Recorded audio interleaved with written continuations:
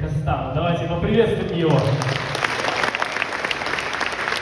Добрый вечер, дамы и господа. Поздравляю всех с праздником. Еще раз.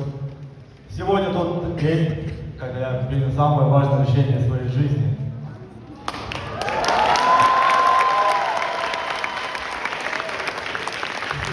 И это та дата, которая остается в моей жизни на всю жизнь, в моей памяти.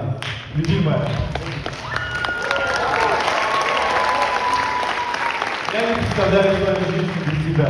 Ты самая добрая, красивая и милая из всех, кого я знаю. С тобой я хочу разделить свою радость и печаль. С тобой я хочу наслаждаться самыми лучшими моментами жизни. Любимая, ты прекрасно все поняла.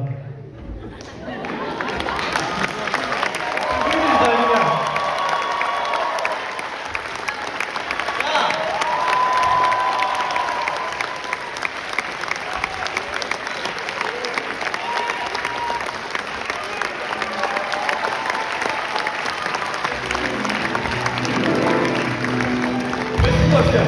Спасибо! Спасибо!